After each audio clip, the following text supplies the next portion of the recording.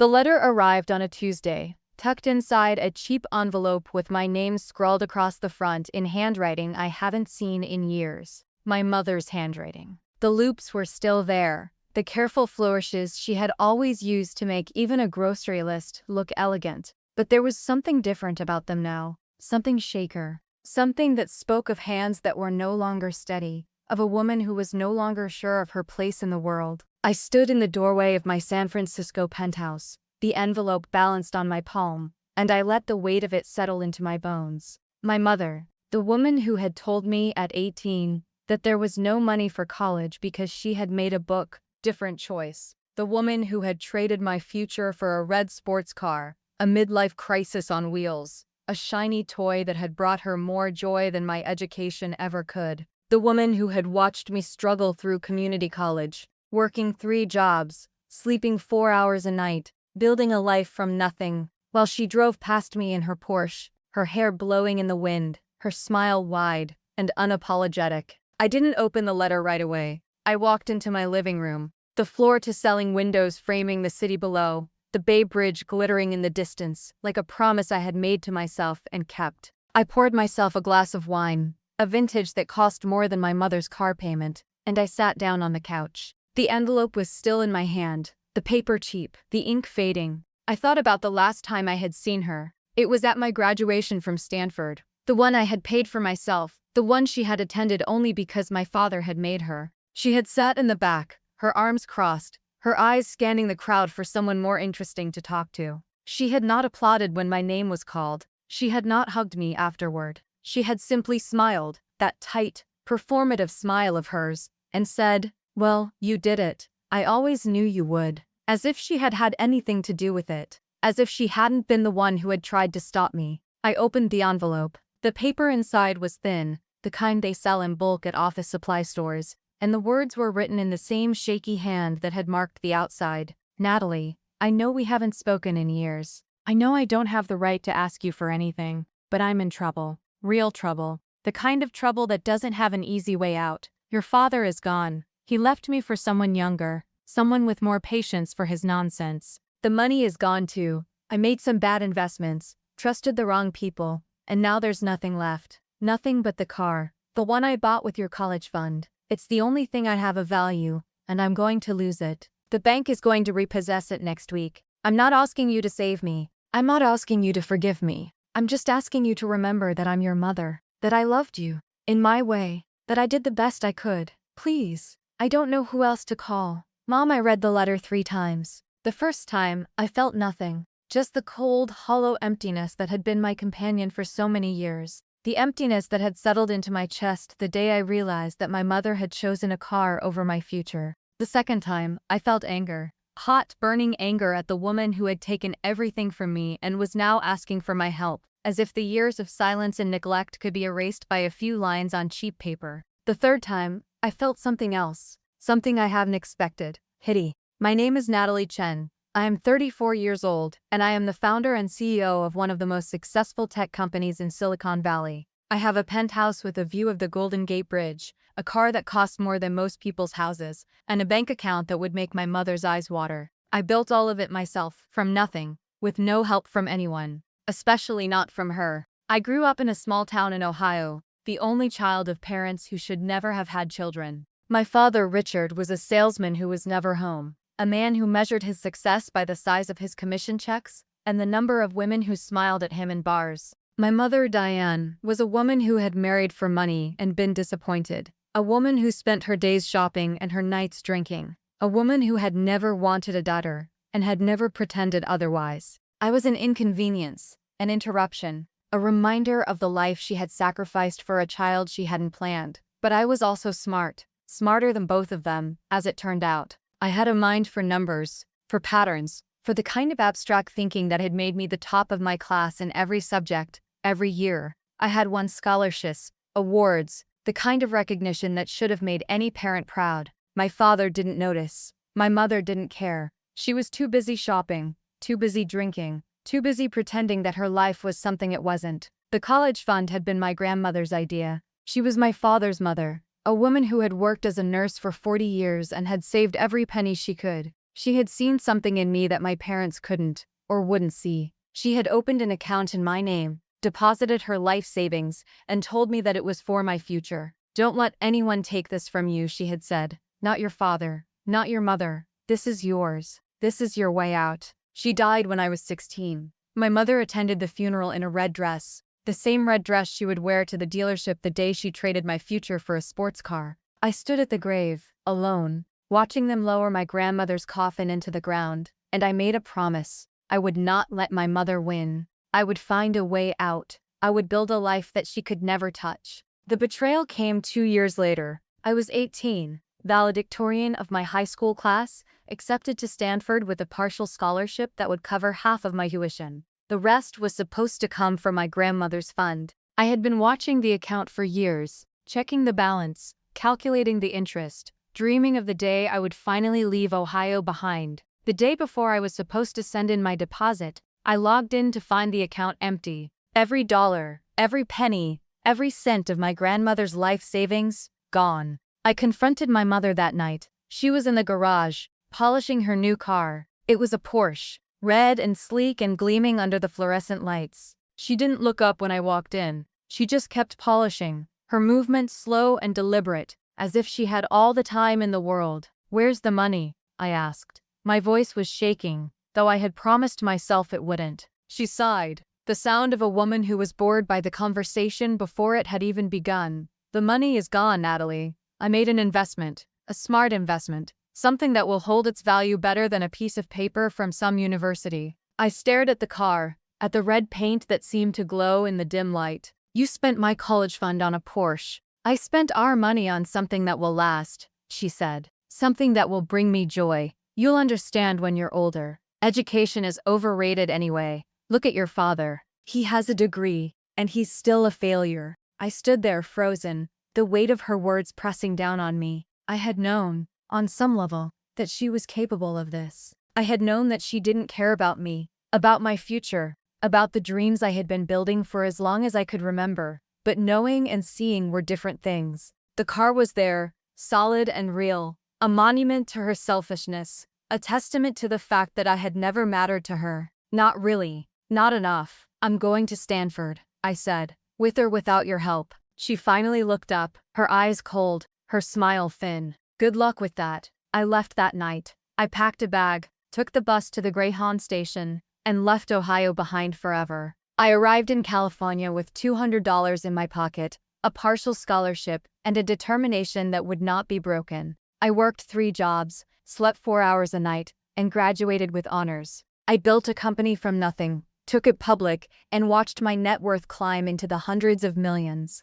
I did it all without her, without any of them. And now, 16 years later, she was writing to me, begging me to save her, begging me to remember that she was my mother. I put the letter down and walked to the window. The city was spread out below me, a grid of light and shadow, of lives being lived and futures being built. Somewhere out there, my mother was about to lose the car she had chosen over me, the car that had cost me my future, the car that had been worth more to her than her own daughter. I thought about the letter, about the words she had written. "I loved you, in my way." What kind of love was that? The kind that traded a child's future for a sports car? The kind that watched that child struggle and never offered a hand? The kind that waited until she needed something to reach out? I thought about my grandmother, about the woman who had believed in me, who had saved every penny for my future, who had died knowing that her daughter-in-law would find a way to take it all. I thought about the promise I had made at her grave. I will not let my mother win. I picked up my phone and called my assistant. "I need you to find out everything about a car dealership in Ohio," I said. "Porsche of Dayton. I need to know who owns it, what it's worth, and whether it's for sale." My assistant, a sharp-eyed woman named Vanessa who had been with me for 5 years, didn't ask questions. She simply said, "I'll have the information for you by morning." I hung up and walked back to the window. The city was dark now, the lights flickering in the distance, the future waiting to be built. I had spent 16 years running from my mother, from the woman who had chosen a car over me. I had built a life that she could never touch, a fortune that she could never take. But I was done running. I was done letting her choices define me. I was done being the daughter who had been wrong. I was going to buy the dealership. I was going to own the place where she had traded my future for a sports car. And then, at her anniversary party, the one she was planning to celebrate the life she had built without me, I was going to walk in and take back what was mine. I smiled. It was not a warm smile. It was the smile of a woman who had spent her life being invisible and had finally, after all these years, decided to be seen. Let her have her party, I thought. Let her celebrate her life, her choices, her car. And when the guests are watching, when the champagne is flowing, when she thinks she has finally won, I will be there, and I will take it all away. The information arrived the next morning, as promised, in a sleek folder that Vanessa placed on my desk with the quiet efficiency of a woman who had seen me through dozens of acquisitions and had learned not to ask questions.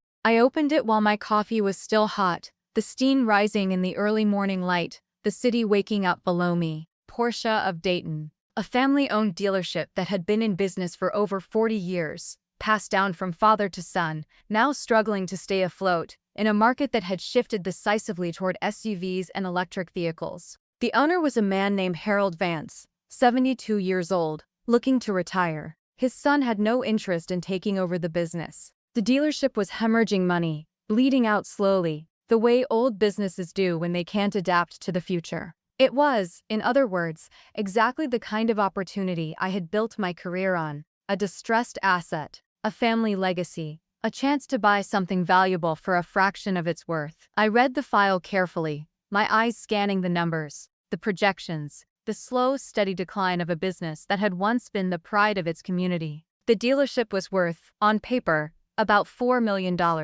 but with the debt, the declining sales, the overhead that was eating away at whatever profit remained, the real value was closer to half that. Harold Vance was asking for $2 million, a price that reflected both his attachment to the business and his desperation to be free of it. It was a fair price. It was also, I realized, almost exactly what my mother had spent on her Porsche, adjusted for inflation. The car that had cost me my future. The car that was now about to cost her everything. I closed the folder and looked out the window. The sun was higher now, the city bright and alive, the Bay Bridge glittering in the distance. I thought about my mother, about the woman who had traded my college fund for a sports car, about the years she had spent driving past me in that car, while I worked 3 jobs and slept 4 hours a night. I thought about the letter she had written, the words she had used, the desperate plea for help from a woman who had never helped anyone but herself. I thought about the anniversary party she was planning, the celebration of a life she had built on the foundation of my sacrifice.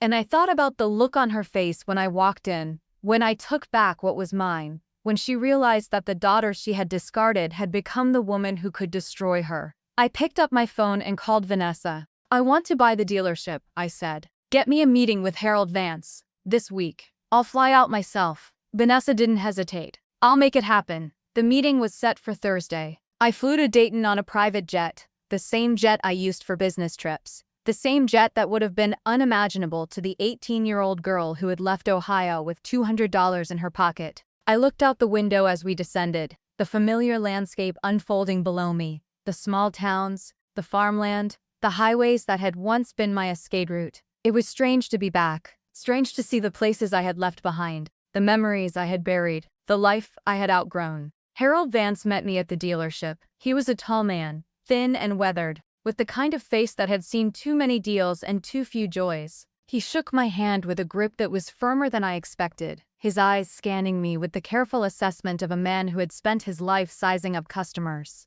He showed me around the showroom, the service bays, the offices in the back where the real work of the business was done. The dealership was clean, well-maintained, but there was a sadness to it, a sense of something that had been loved and was now being let go. "You're not from round here," he said, as we walked through the service bay. It wasn't a question. "I grew up in Ohio," I said, "but I left a long time ago." He nodded, his eyes thoughtful. "And now you're back, to buy a car dealership." "To buy this car dealership," I said. He stopped walking and turned to face me. "Why? Silicon Valley. What do you want with a struggling Porsche dealership in Dayton, Ohio?" I looked at him, at this man who had spent his life building something that was now slipping through his fingers, and I decided to tell him the truth. Not all of it. He didn't need to know about my mother, about the college fund, about the years of struggle and sacrifice, but enough Enough to make him understand. I'm buying it because I can, I said. Because I have the money,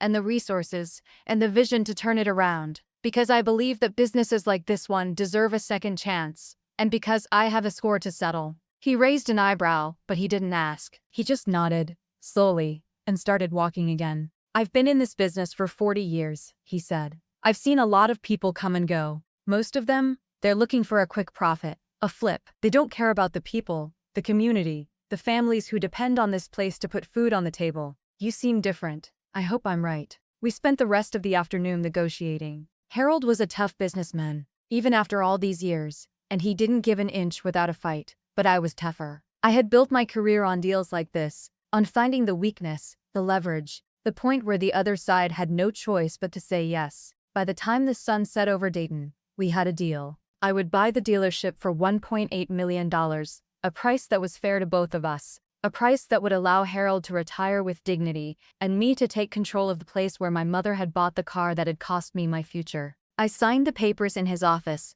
the same office where he had signed papers for 40 years, the walls lined with photographs of cars and customers and the life he had built. He watched me sign, his eyes soft, his face tired, and when I was done, he reached out and shook my hand. Take care of it, he said. This place, the people who work here, they're good people. They deserve a chance. I will, I said. I promise. I flew back to San Francisco that night, the city lights glittering below me, the future waiting to be built. I had done it. I had bought the dealership. The place where my mother had traded my future for a sports car was now mine. But that was only the beginning. The real work, the real plan, was just starting to take shape. Over the next few weeks, I worked with Vanessa and a team of analysts to develop a strategy for the dealership.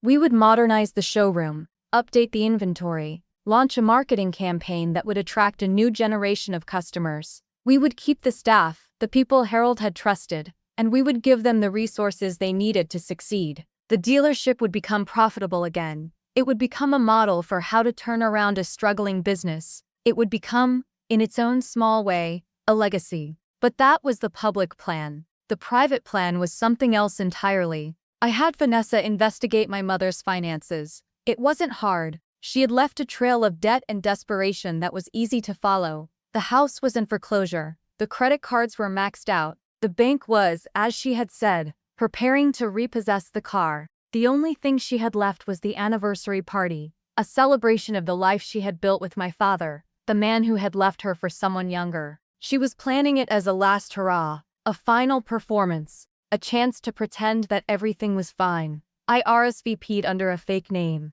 I didn't want her to know I was coming. I wanted to surprise her. I wanted to walk into that party on the arm of my fiancé and watch her face when she realized who I was. I wanted to see the fear in her eyes, the recognition that a daughter she had discarded had become the woman who could destroy her. The party was scheduled for a Saturday night at a country club in Dayton, the same country club where my parents had celebrated their 10th anniversary, their 20th, the milestones that had meant nothing and everything. I flew in on Friday, checked into a hotel, and spent the night preparing. I chose my dress carefully, a deep emerald green that had cost more than my mother's first car. I chose my jewelry, diamonds that glittered in the light, a necklace that my grandmother had left me, the only thing of hers that my mother hadn't been able to take. I chose my shoes, heels that would make me taller than her, that would make me look down at her the way she had always looked down at me. I arrived at the party alone. My fiancé, a man named David who understood my past and supported my plans, had offered to come,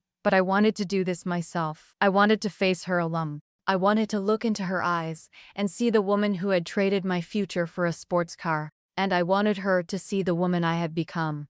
The country club was exactly as I remembered it. The chandeliers, the marble floors, the waiters in white jackets carrying trays of champagne. The guests were the same people who had attended my parents' parties when I was a child, the same faces, the same names, the same small-town aristocracy that had never accepted me, and never would. I walked through the crowd, my heels clicking on the marble, my dress catching the light, and I felt their eyes on me. They didn't know who I was. They saw a woman in an expensive dress, a woman who didn't belong here, a woman who was out of place in their small, insular world. I saw my mother across the room. She was standing near the bar, a glass of champagne in her hand. Her hair dyed a shade of blonde that was too bright for her age. She was wearing a dress that was too tight, too young, too desperate. She was laughing at something someone had said, her head thrown back, her teeth white against the red of her lipstick. She looked happy. She looked like a woman who had no idea that her world was about to crumble. I walked toward her. The crowd parted around me, instinctively, the way crowds do when they sense something important is about to happen. She saw me when I was 10 feet away. Her eyes widened. Her smile froze. The champagne glass slipped in her hand. She knew who I was. She had always known. She just hadn't wanted to see. "Natalie," she said. Her voice was thin, strained, the voice of a woman who was trying to hold on to something that was already slipping away. "Hello, Mother," I said. The guests around us had gone quiet. They were watching, waiting, sensing the tension that had filled the room like smoke. My mother looked around, searching for an escape, a way out of the conversation she had been dreading for 16 years. "What are you doing here?" she asked. "How did you know about the party?" "I know everything about you, Mother," I said. "I know about the house, the credit cards, the bank. I know about the car."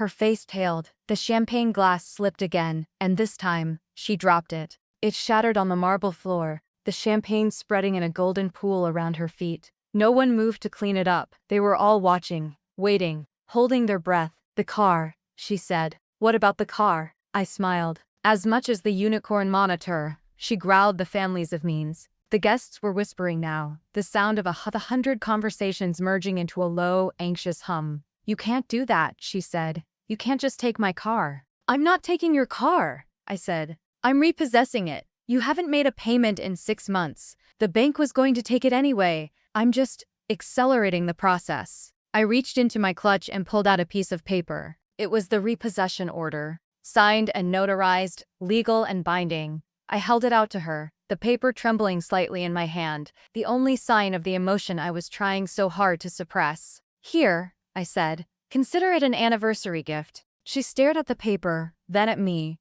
her eyes wide, her mouth open. She looked like a woman who had just realized that the world she had built was made of sand, and the tide was coming in. "You're doing this because of the college fund," she said. "Because I bought the car instead of paying for Stanford." "I'm doing this because you chose a car over your own daughter," I said. "Because you watched me struggle and you never lifted a finger to help. Because you wrote me a letter asking for my help and you didn't even have the courage to call." The room was silent now. Even the waiters had stopped moving. Everyone was watching, waiting, holding their breath. "I'm your mother," she said. Her voice was small, smaller than I had ever heard it. "I loved you. In my way." I looked at her, at this woman who had given me life and then spent the rest of my existence trying to take it away. And I felt something I hadn't expected. Not anger, not pity, something else. Something that might have been the beginning of understanding. "I didn't come to fight," I said. "I came to talk." She looked up, her eyes searching mine.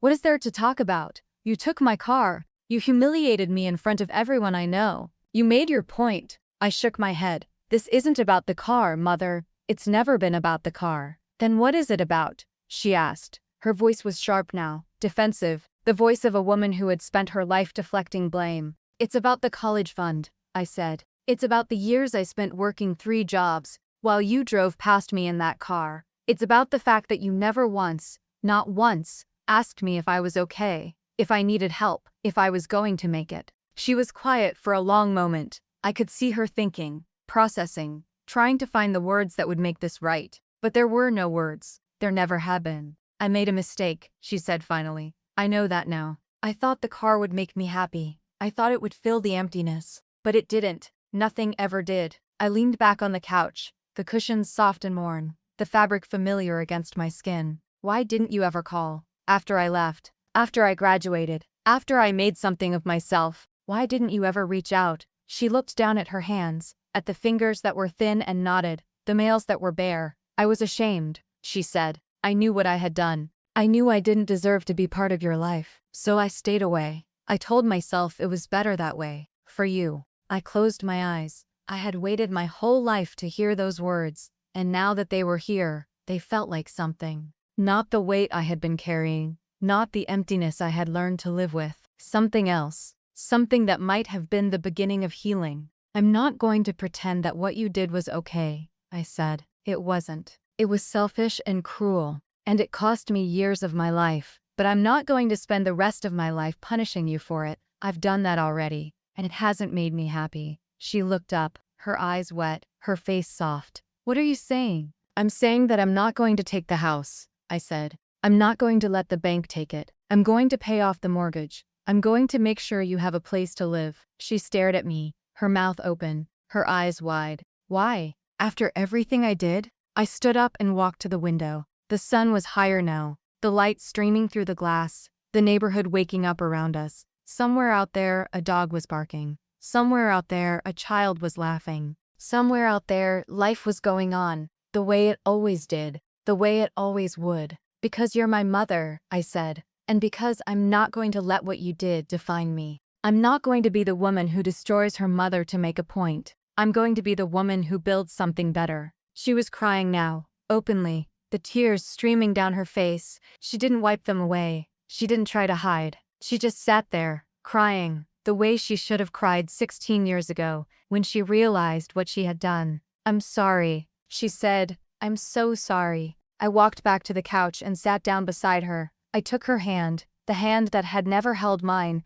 the hand that had pushed me away, and I held it. It was thin and cold, the skin papery, the bones fragile. It was the hand of an old woman, a woman who had spent her life running from the truth, and was only now, at the end of everything, beginning to see. I know, I said. I know you are. We sat there for a long time, mother and daughter, holding hands. The silence between us, no longer a wall but a bridge. And for the first time in as long as I could remember, I felt something I hadn't felt in years. I felt hope. I stayed in Ohio for 3 more days. 3 days of slow, painful conversations with a woman I had spent 16 years trying to forget. 3 days of sitting in the living room of the house where I had grown up. The same furniture, the same walls, the same memories pressing in on me like ghosts. 3 days of watching my mother cry, of listening to her apologize, of trying to understand how a woman could trade her daughter's future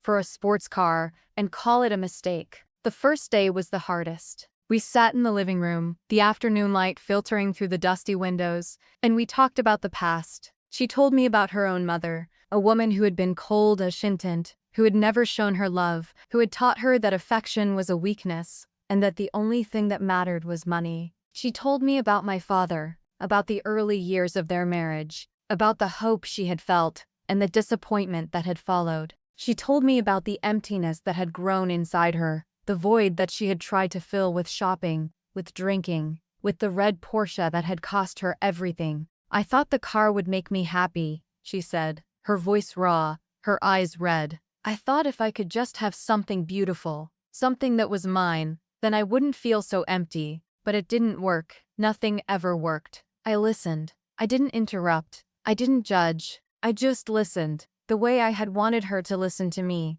all those years ago, when I was a girl with dreams, and she was a woman who couldn't see them. The second day, we talked about me, about the girl I had been, the woman I had become. She asked about Stanford, about my company, about the life I had built in California. She asked about David, about my friends, about the things that made me happy. I told her, hesitantly at first, then with more ease, the words flowing like water from a dam that had finally been opened. I read about you, she said, in the magazines.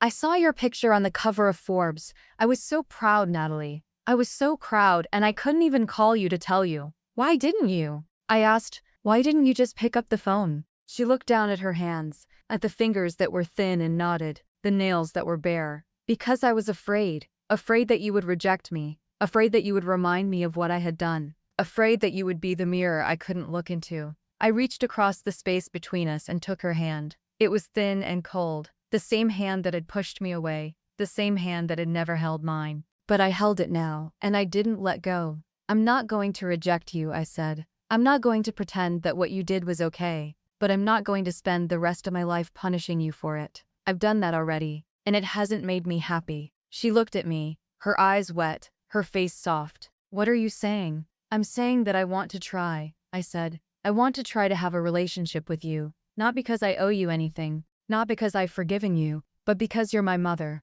and because I don't want to spend the rest of my life wondering what might have been. She was crying again, the tears streaming down her face, but this time, she didn't hide them. She let me see. And that, more than anything, was a beginning. The third day, I drove her to the dealership, Porsche of Dayton. My dealership now? I wanted her to see it, to understand what I had done, to understand that the car she had chosen over me was now just another asset in a portfolio she could never touch. We walked through the showroom together, the glass walls gleaming, the cars arranged in perfect rows. Harold Vance had retired, as we had agreed, and the new manager, a woman I had hired from a dealership in Chicago, was already making changes. The showroom felt different now, lighter, brighter, full of possibility. My mother walked slowly, her eyes scanning the cars, the walls, the offices in the back. She stopped in front of a red Porsche, the same model she had bought all those years ago, the same color,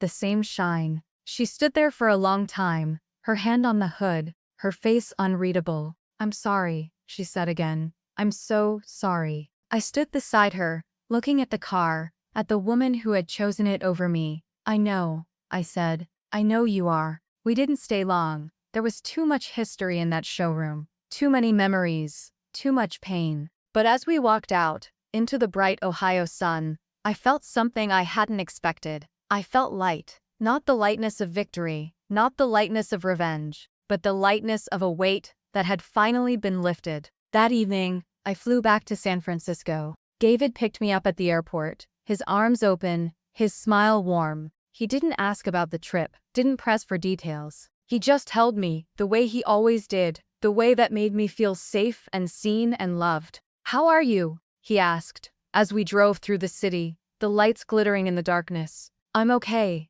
I said. "I think I'm going to be okay." He reached over and took my hand. "I'm proud of you," he said. "You know that, right?" I looked out the window, at the city I had built, at the life I had created, at the future that was waiting. "I know," I said. "I know you are." The weeks that followed were different. I was different. I had spent so long defined by my mother's betrayal, by the college fund she had stolen, by the car she had chosen over me. But somewhere in those 3 days in Ohio, something had shifted. I was no longer the woman who had been wronged. I was the woman who had chosen to let go. I threw myself back into my work, but with a different energy. Not the frantic, driven energy of someone trying to prove something, but the calm, focused energy of someone who knew who she was and what she wanted. The dealership was thriving under the new management, the numbers climbing, the staff motivated, the future bright. I checked in regularly, but I didn't micromanage. I trusted the people I had hired to do their jobs, and they rewarded that trust with loyalty and excellence. The foundation I had started, the one that helped young women from underprivileged backgrounds pursue careers in technology, was also growing. We had launched new programs in cities across the country, partnered with universities and tech companies, helped hundreds of women find their voices and claim their futures. I spoke at conferences, at universities, at events where I was introduced as a success story, a woman who had overcome adversity to build something extraordinary. I accepted the praise graciously, but I knew that the real success wasn't mine alone. It belonged to every woman who had ever been told that she wasn't enough, that her dreams didn't matter, that her future was someone else's to decide. My mother called every week now. It was awkward at first, the conversations stilted, the silences long. But slowly, over time, the words began to flow more easily. She told me about her life, about the garden she was planting, about the book club she had joined, about the therapy she was finally, after all these years, attending.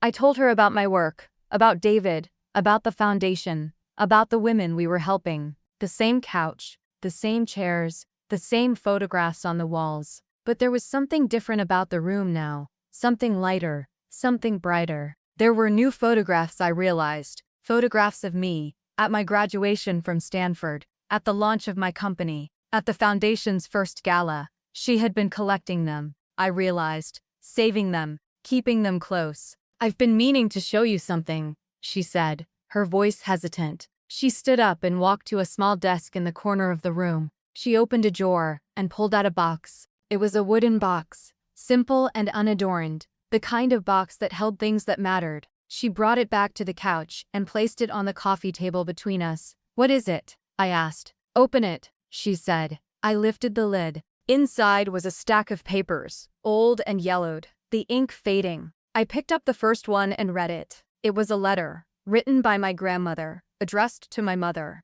The date was from the year before I was born. Diane, I know you're struggling. I know you didn't plan for this life, this marriage, this child, but I want you to know that you're not alone. I'm here. I'll always be here. And I want you to promise me something. Promise me that you'll love that child. Promise me that you'll put her first. Promise me that you won't make the same mistakes I made. I looked up at my mother, my eyes wet, my throat tight. What is this? She was crying now, the tears streaming down her face. Your grandmother wrote me that letter when I was pregnant with you. She knew Natalie. She knew what I was. She knew what I was capable of. And she was trying to save me, to save us. I read the next letter, and the next, and the next. They were all the same. My grandmother, reaching out to my mother, trying to help her, trying to guide her, trying to make her see. And my mother, pushing her away, refusing her help, choosing her own path. I kept them, my mother said.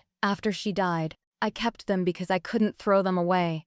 Because they were proof of what I had lost, of what I had thrown away. I put the letters back in the box and closed the lid. I looked at my mother, at this woman who had spent her life running from the truth, and I saw something I had never seen before. I saw a woman who was trying, a woman who was learning, a woman who was finally, after all these years, beginning to see. Thank you, I said. Thank you for showing me. She reached across the space between us and took my hand. I'm not asking for your forgiveness, she said. I'm not asking for your love. I'm just asking you to know that I'm trying. But I see now what I did, that I'm sorry. I squeezed her hand, the hand that had never held mine, the hand that had pushed me away. But I held it now, and I didn't let go. I know, I said. I know you are. The year after my mother's dinner invitation was the year I learned that forgiveness is not a single moment, but 1,000 small ones, each one a choice, each one a letting go. I had spent so long believing that forgiving my mother meant forgetting what she had done, excusing her choices, pretending that the past didn't matter. But that wasn't forgiveness, that was erasure. Real forgiveness, I was learning, was something else entirely. It was the decision to stop carrying the weight of someone else's sin. It was the choice to release the anger that had been my companion for so long. It was the recognition that holding on to the past was not hurting her. It was hurting me. I flew to Ohio every few months now.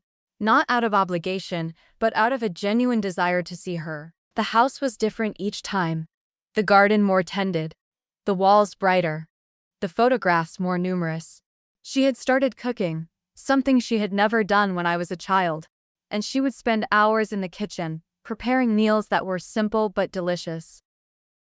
We would sit at the table, the same table where I had eaten breakfast before school, and we would talk about the foundation, about the dealership, about the women we were helping, about her book club, her garden, her therapy, about the small, ordinary things that filled our days. It was not the relationship I had dreamed of as a child. It was not the mother-daughter bond I had seen in movies and read about in books. It was something more fragile, more tentative, more real. We were two women who had been strangers for most of our lives, learning to be family. And it was enough. The dealership continued to thrive. The new manager, a woman named Teresa, who had grown up in Dayton and knew the community better than anyone, had transformed the business. Sales were up, customer satisfaction was at an all-time high, and the staff, who had been nervous about the change in ownership, had embraced the new direction with enthusiasm. I visited a few times a year, not to micromanage, but to connect. To remind myself of where I had come from, of what I had built, of the woman I had become. The foundation was growing too. We had launched a new initiative, a mentorship program that paired young women with experienced professionals in their fields. The response had been overwhelming, with thousands of applications from women all over the world who were hungry for guidance, for support, for someone to tell them that they were enough. I read every application myself, not because I had to, but because I wanted to. I wanted to see their faces, read their stories, understand their dreams. I wanted to be the person I had needed when I was their age. One application in particular stayed with me. It was from a young woman named Maria, who was studying computer science at a community college in Ohio.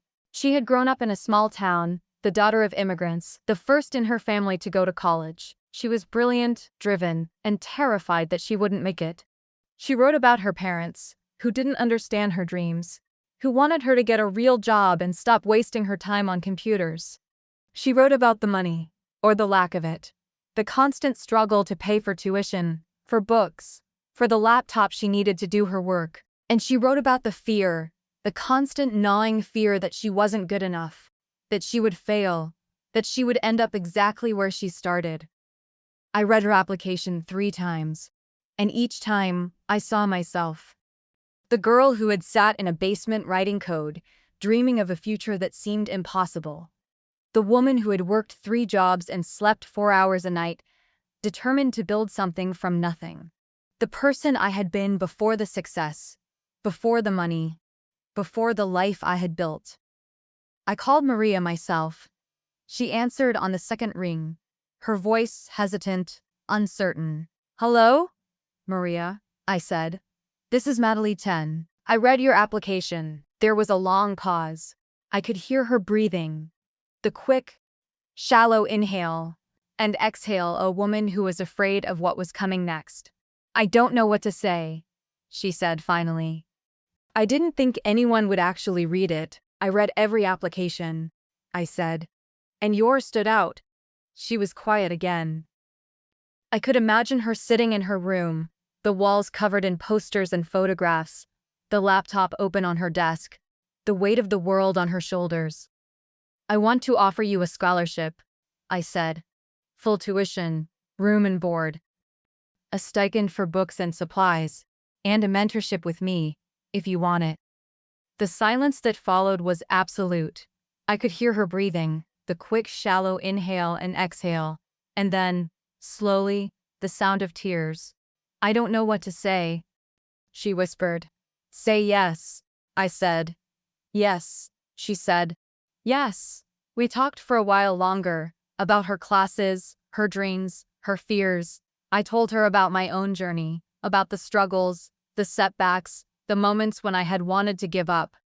I told her that she was not alone, that she was enough, that she could do this.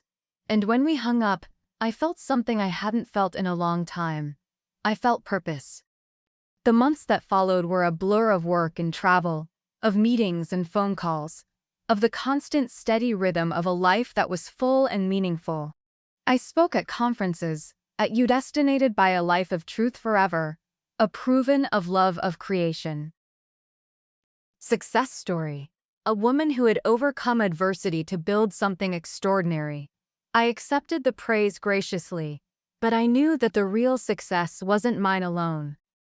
It belonged to every woman who had ever been told that she wasn't enough, that her dreams didn't matter, that her future was someone else's to decide. Maria came to San Francisco for the summer, as part of the mentorship program. She was younger than I expected, smaller, more fragile. But her eyes were bright, her mind sharp, her determination fierce. I watched her grow over the weeks, watched her confidence build, watched her transform from a scared girl into a woman who knew what she wanted and wasn't afraid to go after it. On her last day, she gave me a gift. It was a small wooden box, similar to the one my mother had shown me, but newer, simpler. Inside was a note, handwritten on a piece of paper that had been folded and refolded so many times it was soft to the touch. "Natalie, thank you for seeing me. Thank you for believing in me. Thank you for showing me that I am not invisible. I'm going to make you proud." Maria, I put the note in the box with the other things that mattered. The letters from my grandmother, the photograph of my mother and father, young and in love, the picture of the teenager in Detroit who had won her first coding competition. The small, fragile reminders of a life that was being built, one moment at a time. The call from my mother came on a Sunday afternoon, when I was in my apartment, reading through the latest reports from the foundation. Her voice was different than I remembered it. Lighter, softer, the voice of a woman who had been doing the work, who had been learning to be present. "Natalie," she said, "I've been thinking about you, about the work you're doing. The foundation. The women you're helping." I sat in my chair, the phone pressed to my ear, the city spread out below me. I thought about all the times I had wanted to hear those words. The years of silence, of distance, of the quiet, persistent message that my work didn't matter, that I didn't matter. "I'm proud of you," she said. "I know I've said it before, but I want you to know that I mean it. I see what you're doing. I see who you are, and I'm proud." I closed my eyes. I had waited my whole life to hear those words. And now that they were here, they felt like something, not the weight I had been carrying, not the emptiness I had learned to live with. Something else. Something that might have been the beginning of something new. "I know," I said. "I know you are." She was quiet for a moment. I could hear her breathing, the slow, steady rhythm of a woman who was learning to be present. "Your father called," she said finally. "He wants to see you. He's been asking about you." I opened my eyes. The city was still there, still bright, still humming with the energy of a million lives being lived. Somewhere out there, my father was reaching out. The man who had left us. The man who had chosen someone else over his family. "What does he want?" I asked.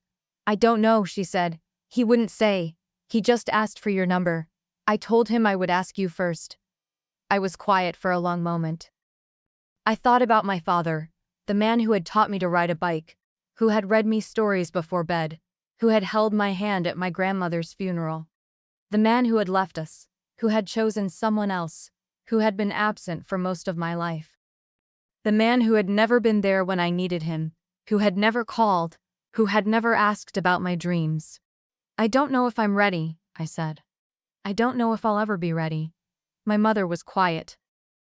When she spoke again, her voice was different, softer. "I understand," she said. "I'll tell him you need time."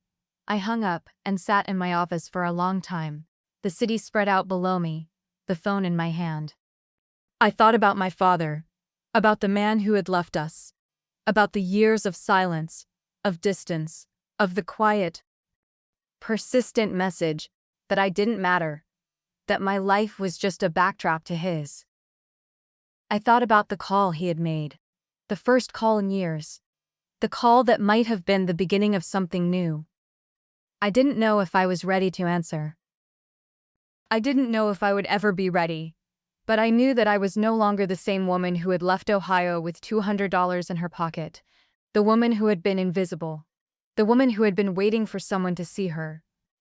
I was Natalie Chen, the woman who had built something extraordinary, the woman who had helped others build something extraordinary, the woman who had finally, after all these years, found her way home. And for the first time in as long as I could remember, I was ready to live. The call from my father came 3 weeks later, not through my mother, but directly to my phone. I was in my office, reviewing the quarterly reports for the dealership, when his name appeared on the screen.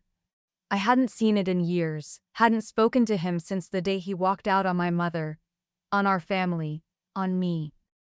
I let it ring once, twice, 3 times, my hand hovering over the screen, the weight of the past pressing down on me. And then I answered. "Natalie," he said. His voice was different than I remembered it, thinner, weaker. The voice of a man who had been running for a long time and was finally, at the end of everything, ready to stop. "Dad," I said. There was a long pause. I could hear him breathing, the slow, steady rhythm of a man who was trying to find the right words. "I've been wanting to call you for a long time," he said. I didn't know what to say. I leaned back in my chair, the city spread out below me, the phone pressed to my ear. I thought about all the times I had wanted to hear those words. The birthdays he had missed, the graduations he had skipped, the years of silence, of distance, of the quiet, persistent message that I didn't matter, that my life was just a backdrop to his. "You could start by telling me why you left," I said. "Why you never called. Why you never asked about me." He was quiet for a moment. I could hear him thinking, processing, trying to find the words that would make this right. But there were no words. There never had been. "I was a coward," he said finally. "I was afraid. Afraid of your mother. Afraid of the life I had built. Afraid of the person I had become. So I ran. I ran and I kept running. And I told myself that it was better that way. For you. For everyone. I closed my eyes. I had known this, on some level, for as long as I could remember. My father was not a bad man. He was a weak one. A man who had been shaped by forces he couldn't control. A man who had made choices he couldn't undo. A man who had spent his life running from the consequences of those choices. "Where are you?" I asked. "What are you doing with your life?" He told me. He was living in Florida, in a small town on the Gulf Coast, in a house that was too big for one person and too small for the life he had imagined. He had me married, then divorced again. He had started a business, then lost it. He had spent years chasing something he couldn't name, and now, at 67, he was alone, tired, and trying to understand where it had all gone wrong. "I've been seeing a therapist," he said. "She's been helping me understand why I did what I did. The pressure, the expectations, the desperate need to be someone I wasn't." I nodded, though he couldn't see me. "I've been doing the same work." He was quiet again. I could hear him breathing, the quick, shallow inhale and exhale of a man who was afraid of what was coming next. "I know I can't undo what I did," he said. "I know I can't give you back the years, the time, the moments I missed. But I want you to know that I'm sorry. I'm so sorry, Natalie." I opened my eyes. The city was still there, still bright, still humming with the energy of a million lives being lived. Somewhere out there, my father was sitting in his house in Florida, alone, finally, after all these years, beginning to see the truth. "I know," I said. "I know you're sorry." We talked for a while longer, about his life, about mine, about the small, ordinary things that filled our days. It was awkward, halting, the conversation of two people who had been strangers for so long they had forgotten how to talk to each other. But it was a beginning. A small, fragile beginning. And that, more than anything, was enough. When we hung up, I sat in my office for a long time, the city spread out below me, the phone in my hand. I was not crying, though I had expected to be. I was not angry, though I had carried that anger for so long, I had forgotten what it felt like to be without it. I was something else, something that might have been peace. I thought about my father, the man who had taught me to ride a bike, who had read me stories before bed, who had held my hand at my grandmother's funeral. The man who had left us, who had chosen someone else, who had been absent for most of my life. The man who is now, finally, after all these years, reaching out. I didn't know if I could forgive him. I didn't know if I would ever be able to forgive him. But I knew that I was not going to spend the rest of my life carrying the weight of his choices. I was not going to let his absence define me. I was not going to be the daughter who was abandoned. I was going to be the woman who chose to let go. The months that followed were a time of integration, of bringing together the pieces of a life that had been scattered for too long. I continued to talk to my father, once a week, every week. The conversations were still awkward, still halting, but they were getting easier. He told me about his life in Florida, about the garden he was planting, about the books he was reading. I told him about my work, about the foundation, about the women we were helping. We didn't talk about the past. Not directly. There was no need. The past was a river that had already flowed under the bridge. We were standing on the other side now, looking forward, not back. My mother continued to call every week as well.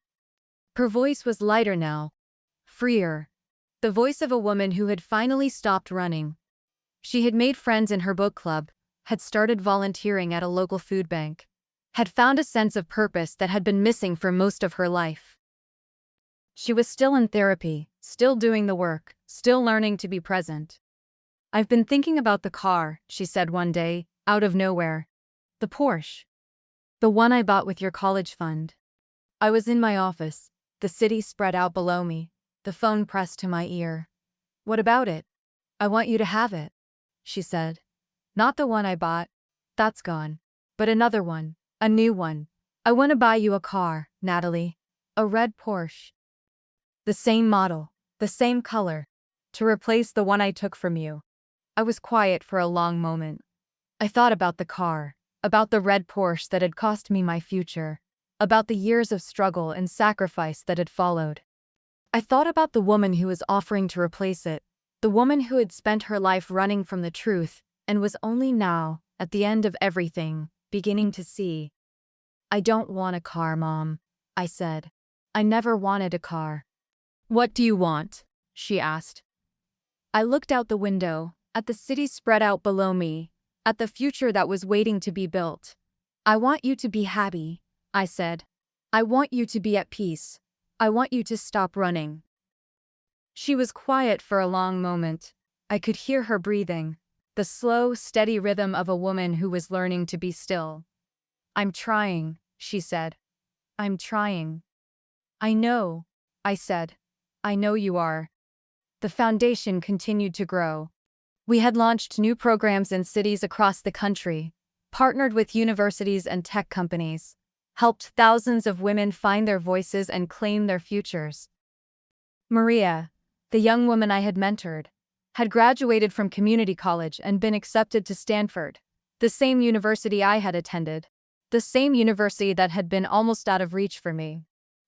She called me when she got the news, her voice shaking with excitement, her words tumbling over each other in their rush to be heard. I did it, she said. I got in. I'm going to Stanford. I smiled, the tears streaming down my face. I knew you would, I said. I always knew. She was quiet for a moment. I could hear her breathing, the quick, shallow inhale and exhale of a woman who is trying to hold back the tears. I couldn't have done it without you, she said. Thank you, Natalie. Thank you for seeing me. I thought about the girl who had sat in a basement writing code, dreaming of a future that seemed impossible. I thought about the woman who had worked 3 jobs and slept 4 hours a night, determined to build something from nothing. I thought about the person I had been before the success, before the money, before the life I had built. You would have done it anyway, I said. You're stronger than you know. She laughed, a sound that was half sob, half joy. I'm going to make you proud. You already have, I said. You already have. I hung up and sat in my office, the city spread out below me, the phone in my hand. I thought about the journey that had brought me here, the years of struggle and sacrifice, the moments of despair, and the moments of triumph. I thought about the people who had helped me along the way, the ones who had seen me when I was invisible, the ones who had believed in me when I didn't believe in myself. And I thought about the woman I had become. A woman who was not defined by what had been taken from her, but by what she had chosen to build with what remained. A woman who had learned to forgive, not because it was deserved, but because she needed to be free. A woman who had found her voice, her purpose, her home. I stood up and walked to the window. The sun was setting, the sky streaked with red and gold, the city lights beginning to flicker on. I thought about my mother, about the woman who was learning to be present, about the garden she was planting, about the book club she had joined. I thought about my father, about the man who was finally, after all these years, reaching out, about the conversations we were having, about the small, fragile beginning we were building. And I thought about myself, the woman I had been, the woman I was becoming, the woman who had finally, after all these years, found her way home. The second year after my mother's dinner invitation was the year I learned that healing is not a straight line. It is a spiral, a winding path that circles back on itself, revisiting the same wounds, the same memories, the same pain, but each time from a different angle, at a different height, with a different understanding. I had thought, in my arrogance, that the work was done. That the conversations with my mother, the phone calls with my father, the success of the foundation, the thriving dealership, all of it was proof that I had moved on, that I had healed, that I was whole. But healing, I was learning, is not a destination. It is a practice.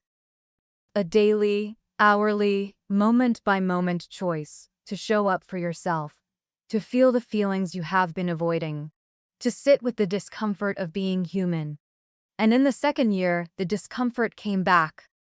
Not as a flood, not as the overwhelming wave, not as the overwhelming wave of grief and anger that had consumed me in the early days, but as a slow, steady drip. A quiet voice that whispered in the dark hours of the night that I was still the girl who had been abandoned, still the daughter who hadn't been enough. It started with a dream. I was back in the basement of my childhood home, the one where I had written the code that had changed my life. The walls were gray, the light was dim, and the red Porsche was there, parked in the middle of the room, its engine running, its headlights blinding. My mother was standing beside it, her hand on the hood, her face cold.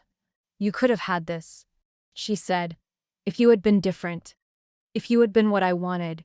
I woke up gasping, my heart pounding, the sheets tangled around my legs.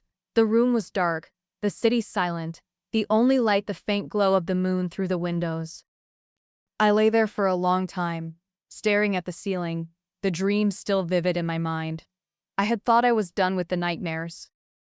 I had thought I had buried that girl, the one who had been invisible, the one who had been abandoned, the one who had been told she wasn't enough. But she was still there, still waiting, still hoping to be seen. I didn't call my mother, I didn't call my father, I didn't call David, though he was sleeping in the next room, his presence a comfort I had learned to rely on. I just lay there, in the darkness, and I let myself feel the fear, the anger, the grief, the years of invisibility pressing down on me like a weight I had thought I had lifted. In the morning, I called my therapist. I hadn't spoken to her in months, had convinced myself that I didn't need her anymore, that the work was done. But the dream had reminded me that the work is never done, that healing is not a straight line, that the spiral always brings you back to the same place, but at a different altitude, with a different view. Dr. Evelyn Park answered on the second ring, her voice warm, familiar. "Natalie, I was wondering when you'd call." I sat in my office, the city spread out below me, the phone pressed to my ear. "I had a dream," I said, "about my mother, about the car, about the basement." She was quiet for a moment, letting me find my words.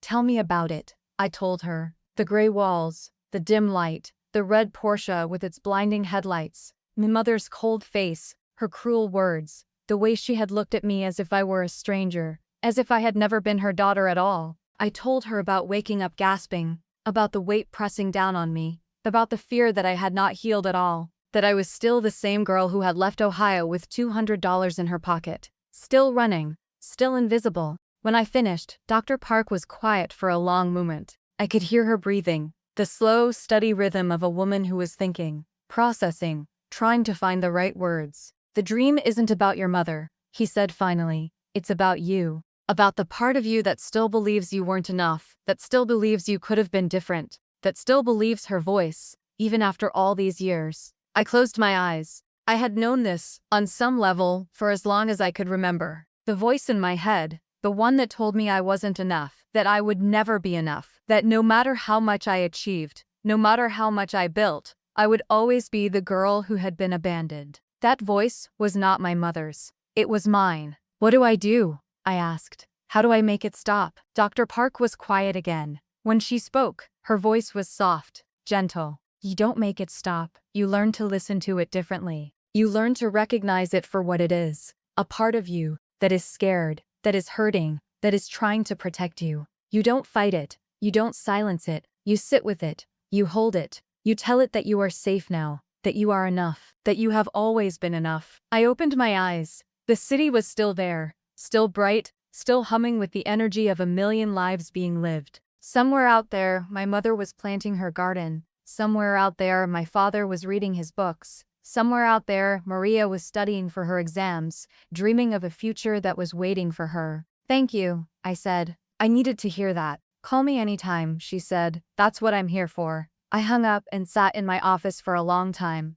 The city spread out below me, the phone in my hand. I thought about the dream, about the girl in the basement, about the woman I had become. I thought about the voice that still whispered, in the dark hours of the night, that I wasn't enough. And I thought about what Dr. Park had said. "You sit with it," You hold it. You tell it that you are safe now. I took a deep breath and closed my eyes. I imagined the girl in the basement, the one with the gray walls and the dim light, the one who was writing code that no one would see. I imagined her sitting at her desk, her hands on the keyboard, her face focused, intent. I imagined walking down the stairs, into the basement, and sitting beside her. I imagined putting my arm around her shoulders, feeling the tension in her body, the fear in her heart, and I imagined telling her what I had needed to hear all those years ago. You are enough. You have always been enough. You are going to build something extraordinary. You are going to help others build something extraordinary. You are going to help others build something extraordinary.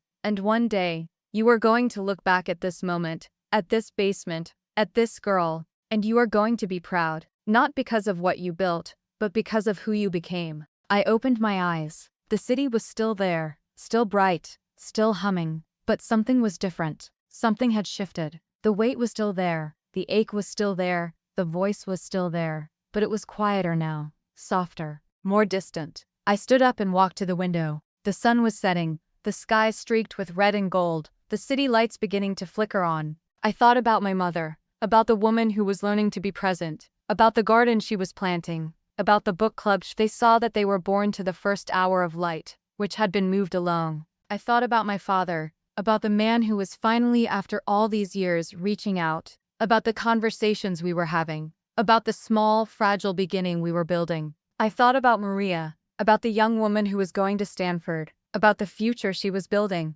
about the woman she was becoming. And I thought about myself, the woman I had been, the woman I was becoming, the woman who had finally, after all these years, learned to sit with her fear, to hold her pain, to tell herself that she was enough. The weeks that followed were different. I was different. I still had the dreams, the nightmares, the dark hours of the night, when the voice was loud and the fear was strong. But I didn't fight them anymore. I didn't try to silence them. I sat with them. I held them. I told them that I was safe now, that I was enough, that I had always been enough. I continued to talk to my mother, to my father, to Maria. I continued to work on the foundation, on the dealership, on the life I had built. But I did it differently now, with more presence, with more intention, with more compassion for the girl who had been invisible, and the woman she had become. One night, about a month after the dream, I received a letter from my mother. It was handwritten, on the same cheap paper she had used for the first letter, the one that had started all of this. But the handwriting was different now, steadier, more confident. The loops were still there, the careful flourishes, but they were softer now, less defensive. Natalie, I've been thinking about the dream you told me about, the one with the basement and the car. I know you didn't tell me to hurt me. I know you told me because you trust me, and I want you to know that I hear you. I see you. I see the girl in the basement, the one who was writing code that no one would see, and I want you to know that I'm sorry. I'm sorry I wasn't there. I'm sorry I didn't see her. I'm sorry I chose a car over her future. I can't undo what I did. I can't give you back the years, but I can tell you that I love you, that I have always loved you, that I was just too scared to show it. I hope one day you can forgive me, but even if you can't, I want you to know that I am proud of you, prouder than I have ever been of anything. Mom, I read the letter 3 times. The first time, I felt nothing, just the cold, hollow emptiness that had been my companion for so long. The second time, I felt anger, hot, burning anger at the woman who had waited so long to say the words I had needed to hear. The third time, I felt something else, something I hadn't expected, forgiveness. I folded the letter and put it in the box with the other things that mattered, the letters from my grandmother, the photograph of my mother and father, young and in love, the picture of the teenager in Detroit who had won her first coding competition, the note from Maria, the one that said she was going to make me proud. And I wrote back. Not a long letter, not an angry letter, not a letter that tried to capture everything I was feeling, just a few lines, on a piece of paper that I folded and put in an envelope and mailed the next morning. Mom, I forgive you. Not because you deserve it, not because I've forgotten, but because I need to be free, and holding on to the anger was keeping me trapped. I love you too. I always have. Natalie, I didn't know if she would understand. I didn't know if the words would mean anything to her, or if they would disappear into the void of her own guilt and shame. But I sent them anyway, because forgiveness, I was learning, was not about the other person. It was about me. It was about letting go of the weight I had been carrying for so long. It was about choosing to be free. The third year after my mother's letter was the year I learned that forgiveness is not a single act, but 1,000 small ones. Each one a choice, each one a letting go. I had written the words on the page, had sent them in the mail, had told myself that I was free, but freedom, I was learning, is not a destination. It is a practice. A daily, hourly, moment-by-moment choice to release the grip of the past, to loosen the fingers that have been clenched around the pain for so long that you have forgotten what it feels like to be open. I continued to talk to my mother every week. The conversations were easier now, the silences shorter, the words more natural. She told me about her garden, about the tomatoes she was growing, about the roses she had planted in memory of my grandmother. She told me about her book club, about the novels they were reading, about the arguments they had over characters and plot twists, and the meaning of it all. She told me about her therapy, about the breakthroughs and the setbacks, about the slow, steady work of becoming a person she could be proud of. I told her about the foundation, about the women we were helping, about the stories they shared and the dreams they were building. I told her about Maria, about her first year at Stanford, about the grades she was earning and the friends she was making. I told her about David, about the life we were building together, about the future we were planning. We didn't talk about the past, not directly. There was no need. The past was a river that had already flowed under the bridge. We were standing on the other side now, looking forward, not back. My father continued to call as well. His voice was stronger now,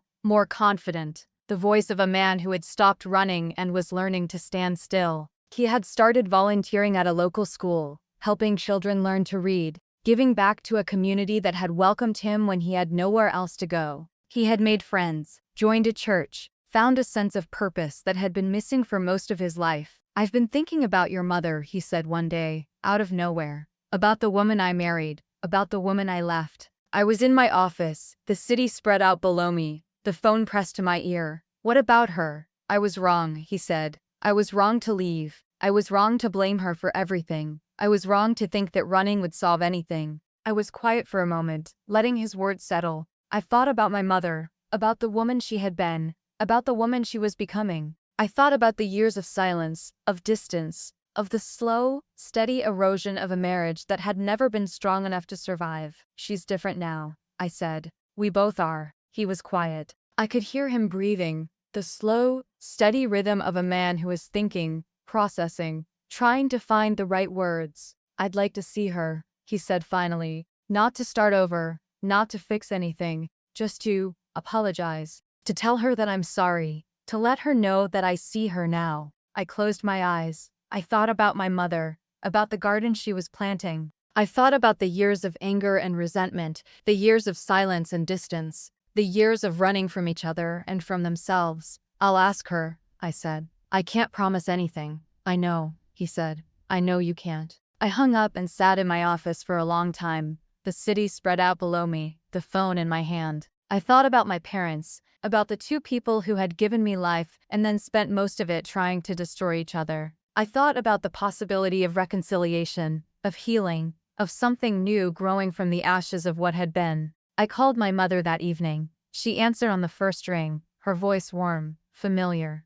"Natalie, I was just thinking about you." "Dad called," I said. "He wants to see you. He wants to apologize." There was a long pause. I could hear her breathing, the quick, shallow inhale and exhale of a woman who was trying to process something she hadn't expected. "What did you tell him?" she asked. "I told him I would ask you. I told him I couldn't promise anything." She was quiet for a moment. When she spoke again, her voice was different, softer. "I don't know if I'm ready. I don't know if I'll ever be ready." I leaned back in my chair. The city spread out below me, the phone pressed to my ear. "You don't have to decide now. You can take time. You can think about it." She was quiet again. I could hear her thinking, processing, trying to find her way through the maze of her own feelings. "I'll think about it," she said finally.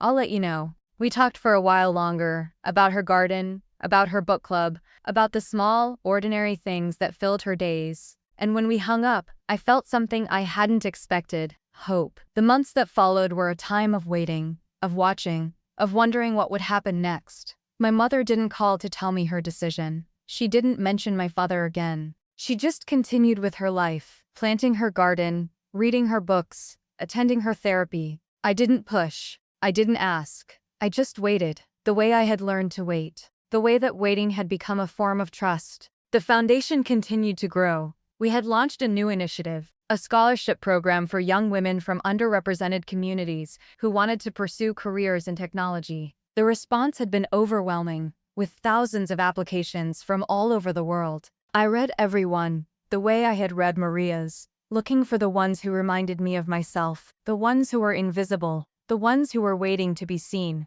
Maria graduated from Stanford that spring. She had earned honors, won awards, been recruited by every major tech company in Silicon Valley. She had her pick of jobs, her pick of futures, her pick of lives. She called me when she got her diploma, her voice shaking with excitement, her words tumbling over each other in their rush to be heard. "I did it," she said. "I'm a Stanford graduate. I'm a Stanford graduate. I graduated. I'm a Stanford graduate." I smiled, the tears streaming down my face. "I knew you would," I said. "I always knew." She was quiet for a moment. I could hear her breathing, the quick, shallow inhale and exhale of a woman who was trying to hold back the tears. "I couldn't have done it without you," she said. "Thank you, Natalie. Thank you for seeing me." I thought about the girl who had sat in a basement writing code, dreaming of a future that seemed impossible. I thought about the woman who had worked 3 jobs and slept 4 hours a night, determined to build something from nothing. I thought about the person I had been before the success, before the money, before the life I had built. "You would have done it anyway," I said. "You're stronger than you know." She laughed, a sound that was half sob, half joy. "I'm going to make you proud." "You already have," I said. "You already have." She took a job at a startup in San Francisco, a company that was building something new, something that would change the way people thought about artificial intelligence. She was brilliant, driven, unstoppable. And every time I saw her name in the news, every time I read about her latest achievement, I felt a surge of pride that was almost overwhelming. She was not my daughter. She was not my sister. She was something else. She was proof that the work we were doing mattered, that the foundation, the mentorship, the scholarships, all of it was making a difference. That the world was changing, one woman at a time. My mother called on a Sunday afternoon, 6 months after I had told her about my father's request. Her voice was different than I remembered it, lighter, freer, the voice of a woman who had been doing the work, who had been learning to be present. "I've been thinking about your father," she said, "about what he said, about wanting to apologize." I was in my apartment, the city spread out below me, the phone pressed to my ear. "What did you decide?" She was quiet for a moment. I could hear her breathing, the slow, steady rhythm of a woman who was trying to find the right words. "I want to see him," she said finally. "Not to start over, not to fix anything, just to hear what he has to say, to tell him what I've been holding on to let go of the weight I've been carrying." I closed my eyes. I thought about my parents, about the 2 people who had given me life and then spent most of it trying to destroy each other. I thought about the possibility of reconciliation, of healing, of something new growing from the ashes of what had been. "I'll arrange it," I said, "if that's what you want." "It's what I want," she said. "I think, I hope." We talked for a while longer, about her garden, about her book club, about the small, ordinary things that filled her days. And when we hung up, I felt something I hadn't expected: peace. The meeting was set for a Saturday, at a small restaurant halfway between my mother's house in Ohio and my father's house in Florida. I offered to come, to mediate, to hold their hands through the awkwardness and the pain, but they both said no. This was something they needed to do alone. I spent the day in my apartment, pacing, waiting, wondering. I thought about the years of silence, of distance, of the slow, steady erosion of a family that had never been whole. I thought about the possibility of something new, something fragile, something that might break at any moment. I thought about the woman I had become, the woman who was learning to forgive, the woman who was learning to let go. My mother called that evening. Her voice was hoarse, raw, the voice of a woman who had been crying. "How did it go?" I asked. She was quiet for a moment. I could hear her breathing, the slow, steady rhythm of a woman who was trying to find the words. "He apologized," she said. "He told me he was sorry. He told me he had been wrong. He told me he had spent the last 20 years running from what he had done." I waited. There was more. I could hear it in her voice, the words she was trying to find. "I apologize too," she said. I told him I was sorry for the way I had treated him, for the way I had pushed him away, for the way I had blamed him for everything.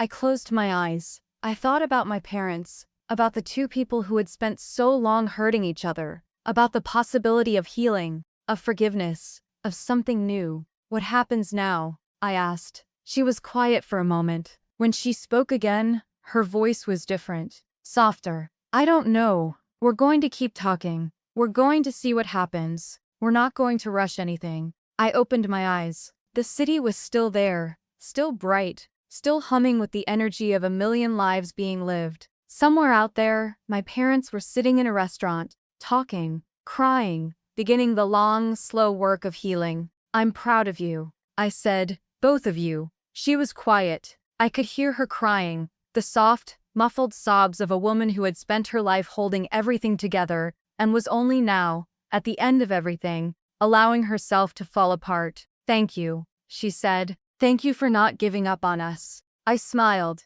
It was a small smile, not the triumphant smile of a woman who had won, but the quiet smile of a woman who is finally, after all these years, at peace. I never gave up, I said. I just had to learn to let go. The 4th year after my mother's letter was the year I learned that letting go is not the same as forgetting. I had spent so long believing that forgiveness meant erasure, that healing meant never thinking about the past again, that moving on meant leaving behind the girl who had been invisible. But that wasn't healing. That was denial. Real healing, I was learning, was something else entirely. It was the ability to hold the pain and the joy together, to acknowledge what had been lost and what had been gained, to carry the memories without being crushed by their weight. My parents continued to meet, once a month, at the same small restaurant halfway between their houses. The conversations were still awkward, still halting, still punctuated by long silences and the careful dance of two people who had hurt each other deeply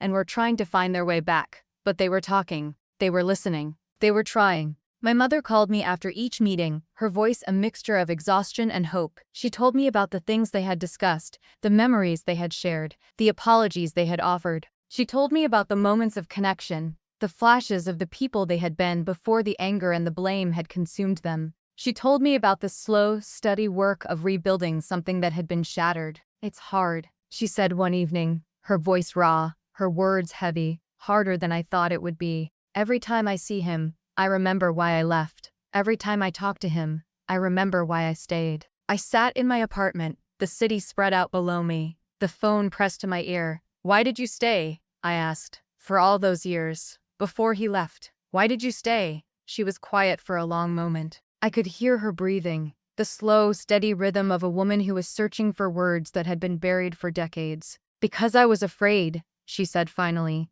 Afraid of being alone. Afraid of what people would think. Afraid that I had made a mistake and it was too late to undo it. I closed my eyes. I thought about my mother, the woman who had spent her life running from fear, who had made choices that hurt herself and everyone around her, who was only now, at the end of everything, learning to be brave. And now, I asked, are you still afraid? She was quiet again. When she spoke, her voice was different, stronger. I'm still afraid, but I'm not letting it control me anymore. I'm not letting it make my decisions for me. I opened my eyes. The city was still there, still bright, still humming with the energy of a million lives being lived. Somewhere out there, my mother was learning to be brave. Somewhere out there, my father was learning to be present. Somewhere out there, the two of them were doing the hard, slow work of healing. I'm proud of you, I said. Both of you. She was quiet. I could hear her crying, the soft, muffled sobs of a woman who had spent her life holding everything together and was only now, at the end of everything, allowing herself to feel. Thank you, she said. Thank you for not giving up on us. The foundation continued to grow. We had launched a new program, a leadership academy for young women who wanted to become entrepreneurs. The response had been overwhelming, with thousands of applications from all over the world. I read everyone. The way I had read Maria's. The way I had read the letters from my mother and my grandmother, looking for the ones who reminded me of myself, the ones who were invisible, the ones who were waiting to be seen. Maria had become a mentor in the program, a role model for the young women who were following in her footsteps. She spoke at conferences, at universities, at events where she was introduced as a success story, a woman who had overcome adversity to build something extraordinary. I watched her from the audience, pride swelling in my chest, and I thought about the girl who had written to me years ago, the one who had been terrified that she wouldn't make it, the one who had needed someone to believe in her. "She's amazing," David said, sitting beside me, his hand in mine. "You did that." I shook my head. "She did that. I just gave her a push." He smiled, the kind of smile that had made me fall in love with him, the kind of smile that reminded me that I was not alone, that I had built a life that was full of people who loved me, who saw me, who believed in me. "You gave her more than a push," he said. "You gave her hope." I leaned my head on his shoulder, the lights of the conference hall dimming around us, the sound of applause filling the air. I thought about the journey that had brought me here, the years of struggle and sacrifice, the moments of despair and the moments of triumph. I thought about the people who had helped me along the way, the ones who had seen me when I was invisible, the ones who had believed in me when I didn't believe in myself, and I thought about a woman I had become. A woman who was not defined by what had been taken from her, but by what she had chosen to build with what remained. A woman who had learned to forgive, not because it was deserved, but because she needed to be free. A woman who had found her voice, her purpose, her home. The call from my father came on a Sunday afternoon, when I was in my apartment, reading through the latest reports from the foundation. His voice was different than I remembered it, lighter, freer, the voice of a man who had stopped running and was learning to stand still. "Natalie," he said, "I've been thinking about you, about the work you're doing, the foundation, the women you're helping." I sat in my chair, the city spread out below me, the phone pressed to my ear. "What about it?" "I want to help," he said. "I want to donate, to the scholarship fund, to the leadership academy, to whatever you need." I was quiet for a moment. I thought about my father, the man who had left us, the man who had been absent for most of my life, the man who was now, finally, after all these years, reaching out. "You don't have to do that," I said. "I don't need your money." "I know," he said. "That's not why I'm offering. I'm offering because I want to be part of something that matters, something that's bigger than me." I closed my eyes. I thought about the years of silence, of distance, of the quiet, persistent message that I didn't matter, that my life was just a backdrop to his. I thought about the man who was now, finally, after all these years, trying to be different. "I'll think about it," I said. "I'll let you know." He was quiet for a moment. I could hear him breathing, the slow, steady rhythm of a man who was learning to wait. "Thank you," he said. "Thank you for not hanging up." I opened my eyes. The city was still there, still bright, still humming with the energy of a million lives being lived. Somewhere out there, my father was sitting in his house in Florida, alone, finally, after all these years, learning to be still. "I'm not the same person I was," I said. "I don't hang up anymore. I listen." He was quiet. I could hear him crying, the soft, muffled sobs of a man who had spent his life running from his feelings and was only now, at the end of everything, allowing himself to feel. "I'm proud of you," he said. "I've always been proud of you. I just didn't know how to say it." I smiled. It was a small smile, not the triumphant smile of a woman who had won, but the quiet smile of a woman who was finally, after all these years, at peace. "I know," I said. "I know you are." We talked for a while longer, about his life, about mine, about the small, ordinary things that filled our days. And when we hung up, I felt something I hadn't expected. Hope. The months that followed were a time of integration, of bringing together the pieces of a life that had been scattered for too long. My father's donation to the foundation was the largest we had ever received, a gift that would fund scholarships for dozens of young women for years to come. I didn't know if he was doing it to ease his own guilt or because he genuinely wanted to help. I didn't ask. It didn't matter. The money would do good, and that was enough. My mother continued to meet with my father, once a month, at the same small restaurant. Their conversations had shifted now, from the past to the present, from blame to acceptance, from anger to something that might have been friendship. They talked about me, about the woman I had become, about the pride they felt and the regret they carried. They talked about the garden, about the books, about the small, ordinary things that filled their days. "We're not going to get back together," my mother said one evening, her voice matter of fact. "That's not what this is about." I was in my apartment, the city spread out below me, the phone pressed to my ear. "What is it about?" She was quiet for a moment. When she spoke, her voice was different, softer. "It's about letting go. of the anger, of the blame, of the person I thought I was supposed to be. It's about becoming someone new. I closed my eyes. I thought about my mother, the woman who had spent her life running from fear, who had made choices that hurt herself and everyone around her,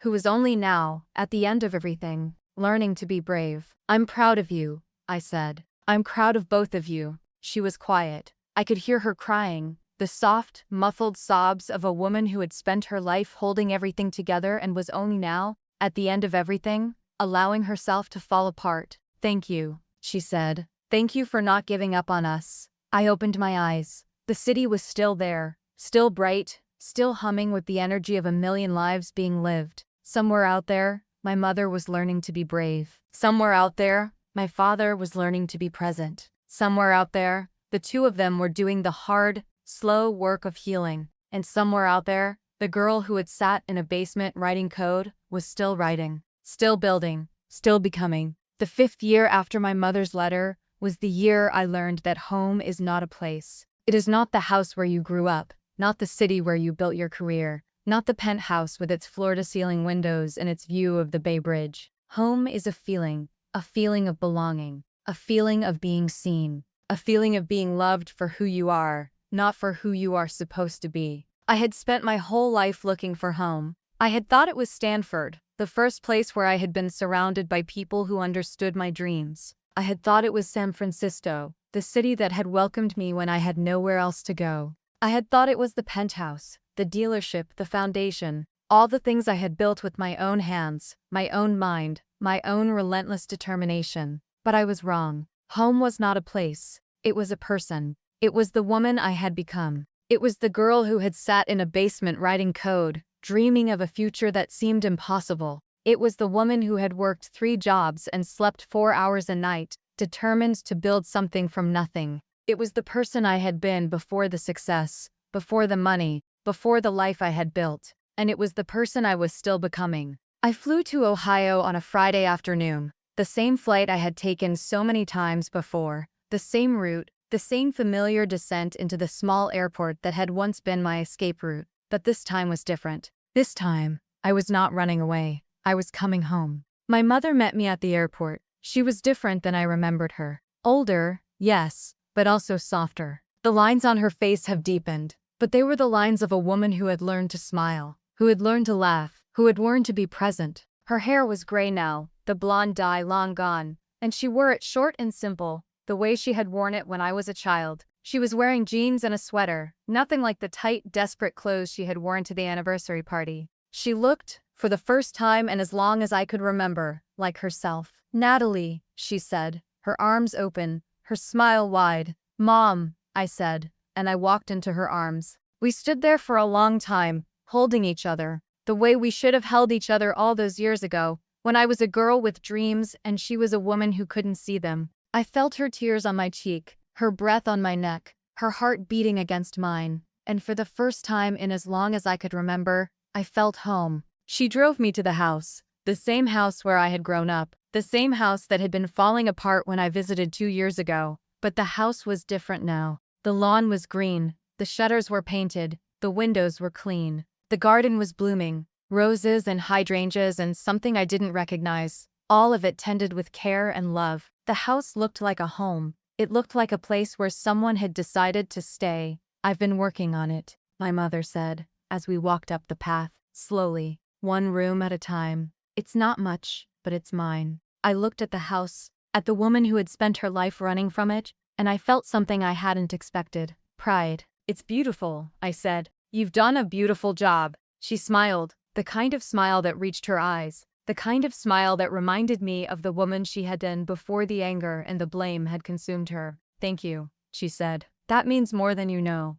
We spent the afternoon in the garden, planting tulips for the spring, the soil warm under our fingers, the sun soft on our faces. She told me about the neighbors, about the book club, about the therapy that had changed her life. I told her about the foundation, about Maria, about the women we were helping. We talked about the small, ordinary things that filled our days, and for a few hours, we were not mother and daughter, not strangers learning to be family. We were just 2 women, planting flowers, talking about life. In the evening, my father arrived. He had driven up from Florida, The same long drive he had made so many times before, the same route, the same familiar landmarks. He looked different than I remembered him. Older, yes, but also calmer. The restlessness that had defined him for so long was gone, replaced by something softer, something that might have been peace. He was wearing jeans and a button-down shirt, nothing like the suits he had worn when he was trying to impress the world. He looked, for the first time in as long as I could remember, like a man who had stopped running. "Natalie," he said, his arms open, his smile tentative. "Dad," I said, and I walked into his arms. We stood there for a moment, holding each other, the way we should have held each other all those years ago, when I was a girl who needed her father, and he was a man who couldn't be there. I felt his tears on my cheek, his breath on my neck, his heart beating against mine, and for the first time in as long as I could remember, I felt whole. We sat in the living room, the three of us. The same living room where I had sat as a child, watching television, while my parents fought in the kitchen. But the room was different now. The furniture was the same, the photographs were the same, but the energy had shifted. There was no tension, no anger, no blame. There was just the quiet presence of three people who had been through hell, and were finally, after all these years, learning to be together. "We've been talking," my mother said, her voice careful, her eyes on mine. "Your father and I, about the past, about the future, about what we want." I looked at her, then at him, then back at her. "What do you want?" They exchanged a glance, the kind of glance that spoke of conversations I hadn't been part of, decisions I hadn't been asked to make. "We want to be part of your life," my father said, "not as the people we were, as the people we're trying to become." I sat back on the couch, the cushions soft and familiar, the weight of the years pressing down on me. I thought about the girl who had sat in this room, invisible, waiting to be seen. I thought about the woman who had left Ohio with $200 in her pocket, determined to build something from nothing. I thought about the person I had been before the success, before the money, before the life I had built. "I don't know if I can trust you," I said. "I don't know if I'll ever be able to trust you. You hurt me, both of you, in ways that I'm still trying to understand." My mother reached across the space between us and took my hand. Her hand was warm, steady, the hand of a woman who had stopped running. "I know," she said. "I know we did, and I know we can't undo it, but we can try to be better. We can try to be the parents you deserved." My father nodded, his eyes wet, his face soft. "We're not asking for forgiveness. We're not asking for a clean slate. We're just asking for a chance to show you that we've changed. A chance to be part of your life." I looked at them, at the two people who had given me life and then spent most of it trying to destroy each other, and I felt something I hadn't expected. Not anger, not pity, something else. Something that might have been the beginning of trust. "I can't promise anything," I said. "I can't promise that I'll forgive. I can't promise that I'll forgive, but I can't promise that I'll try, that I'll be here, that I'll give you a chance." My mother squeezed my hand, her tears falling freely now. "That's all we ask." My father reached across and put his hand on top of ours, the three of us connected, the way we should have been all those years ago. "Thank you," he said. "Thank you for not giving up on us." I smiled. It was a small smile, not the triumphant smile of a woman who had won, but the quiet smile of a woman who was finally, after all these years, at peace. "I never gave up," I said. "I just had to learn to let go." We spent the weekend together, the three of us, doing the small, ordinary things that families do. We cooked meals, ate at the table, washed the dishes together. We walked through the garden, planted more flowers, talked about the spring. We sat on the porch in the evenings, watching the sun set, listening to the birds, saying nothing at all. It was not the relationship I had dreamed of as a child. It was not the perfect family I had seen in movies and read about in books. It was something more fragile, more tentative, more real. And it was enough. On Sunday afternoon, I drove to the dealership, Porsche of Dayton, my dealership. I wanted to see it one last time before I flew back to San Francisco. To remind myself I wanted to come back for myself and my psychic before I flew back to San Francisco. The showroom was bright, the cars arranged in perfect rows, the staff busy with customers. Teresa, the manager, waved at me from across the room, her smile wide, her energy infectious. I walked through the showroom, past the glass walls, past the offices in the back, and stopped in front of a red Porsche, the same model my mother had bought, the same color, the same shine. I stood there for a long time, my hand on the hood, the metal cool under my fingers. I thought about the girl who had sat in a basement writing code, dreaming of a future that seemed impossible. I thought about the woman who had worked 3 jobs and slept 4 hours a night, determined to build something from nothing. I thought about the person I had been before the success, before the money, before the life I had built. And I thought about the woman I had become, a woman who was not defined by what had been taken from her, but by what she had chosen to build with what remained. A woman who had learned to forgive, not because it was deserved, but because she needed to be free. A woman who had found her voice, her purpose, her home. I took a deep breath and walked out of the showroom, into the bright Ohio sun. The sky was clear, the air was crisp, the world was waiting. I had a flight to catch, a life to return to, a future to build. But I knew that I would be back. Not because I had to, not because I was obligated, but because this place, these people, this complicated, messy, beautiful family, they were part of me. They had always been part of me. I had just been too afraid to see it. I drove to the airport, the same route I had taken so many times before, the same familiar landmarks, the same sense of leaving and returning. But this time was different. This time, I was not running away. I was going home. My mother was waiting at the gate, her arms open, her smile wide. My father stood beside her, his hand on her shoulder, his eyes soft. They looked like a couple, I realized. Not the couple they had been, but a new couple. 2 people who had been through hell, and were finally, after all these years, learning to be together. "Thank you for coming," my mother said, hugging me tight. "Thank you for having me," I said. My father hugged me next, his arms strong, his heart steady. "We'll see you soon," he said, "for Thanksgiving, if you want." I smiled. I want. I walked through the gate, onto the plane, into the sky.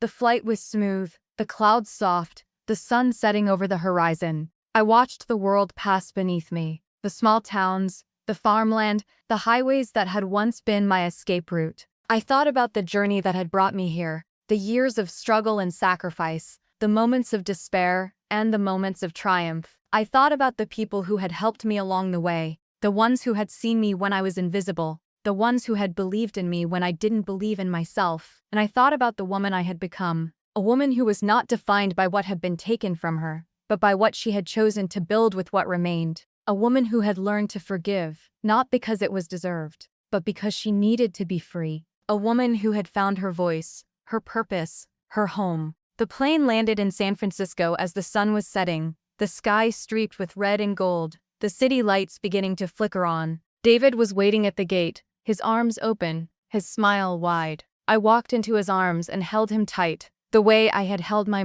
I looked at the cat, and my son was completely forced into me. I said the station, I wanted to die, and waited for me to come back. I see it before me. I love you and you. I want you to be like it. Cow, cow, cow. We walked through the airport, hand in hand, the way we had walked through so many airports before. But this time was different. This time, I was not running away. I was not running toward. I was simply walking. Walking into the life I had built, the love I had found, the home I had finally, after all these years, learned to claim. I was Natalie Chen, the woman who had built something extraordinary. The woman who had helped others build something extraordinary. The woman who had finally, after all these years, found her way home. And, for the first time in as long as I could remember, I was ready to live. This story is not just about revenge. It is about truth, pain, and rising stronger than before. If this hit your heart, then you know what to do. Like the video, drop your thoughts in the comments, and subscribe for more real stories that burn like fire. Until next time, stay sharp, stay loud, stay rebel.